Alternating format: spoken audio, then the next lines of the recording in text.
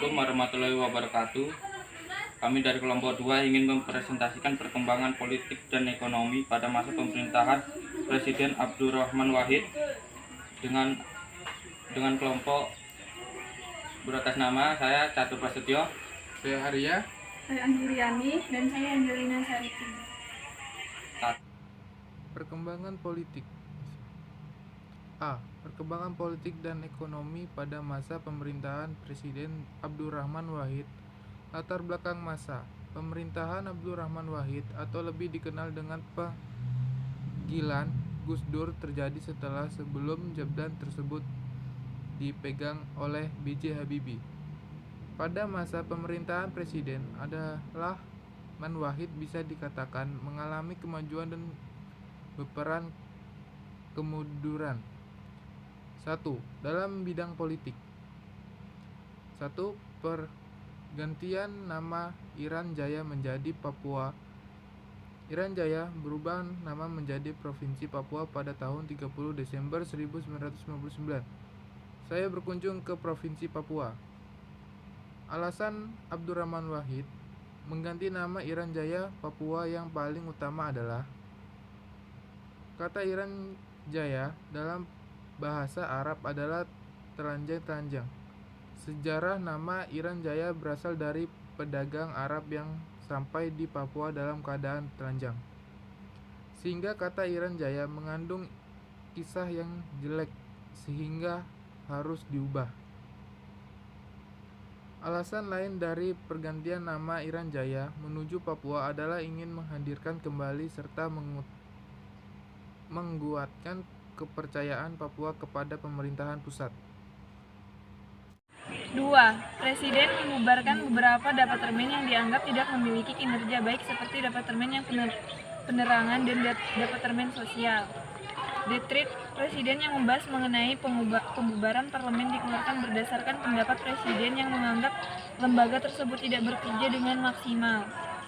Dekret Presiden ini memuat beberapa hal di dalamnya seperti pembaruan lembaga legislatif yaitu MPR dan DPR.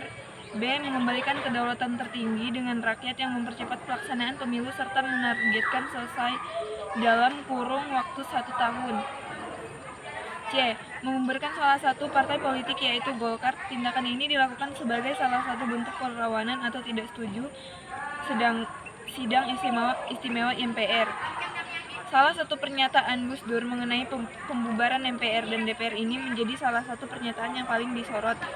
Alasan pembubaran MPR dan DPR ini berdasarkan pandangan Gus Dur yang menganggap MPR dan DPR seperti taman kanak-kanak.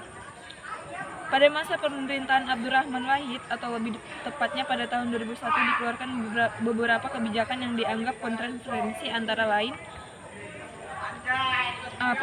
penghapusan TAP MPR yang membahas mengenai PKI. Kebijakan ini tentunya ditantang oleh banyak pihak terutama masyarakat anti komunis. B. Dicopotnya jabatan Yusuf Kala dan Laksamana Soekarno. Pencopotan jabatan ini berdasarkan kasus korupsi yang melibatkan dua tokoh tersebut. Namun, pada masa tersebut dua tokoh tersebut Presiden Gus Dur tidak memiliki bukti kuat untuk mendukung argumentasinya. Masyarakat etnis Tionghoa diperbolehkan untuk beribadah dan merayakan tahun baru Imlek.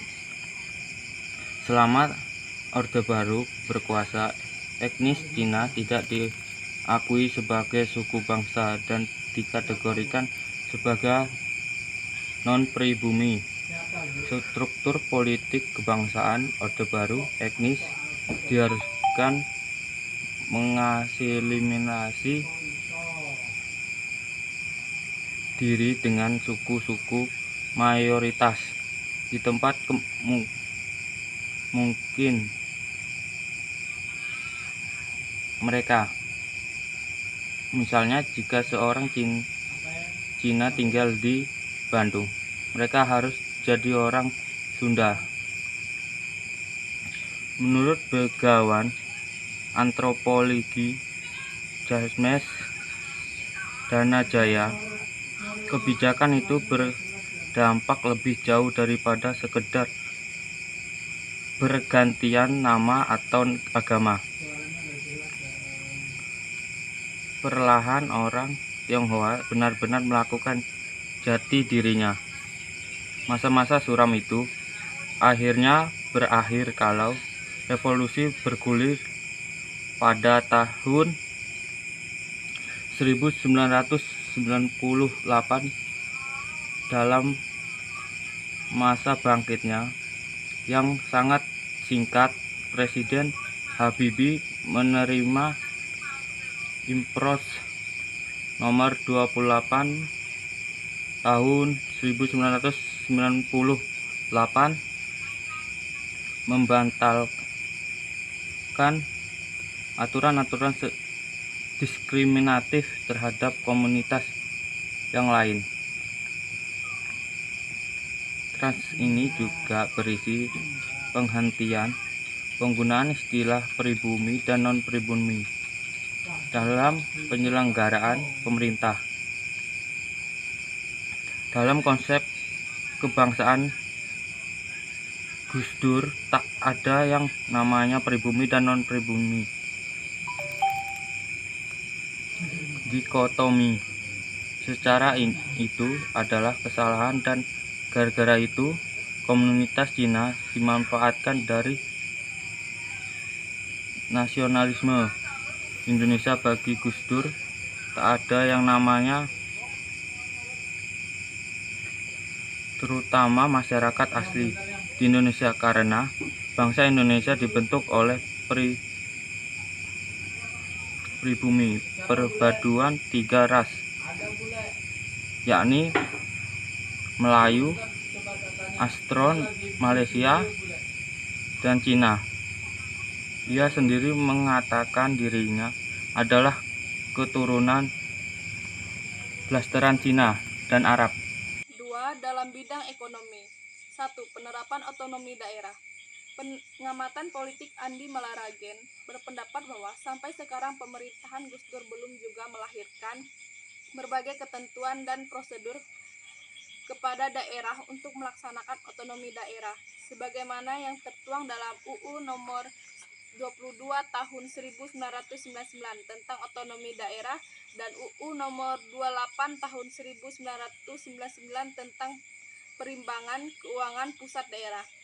Andi menyatakan bahwa salah satu ketidakseriusan pemerintahan Gus Dur dalam melaksanakan amanat otonomi daerah terlihat dengan ditempatkannya Badan Otonomi Daerah setingkat dengan Direktorat Jenderal di Departemen Dalam Negeri dan Urusan Otonomi Daerah.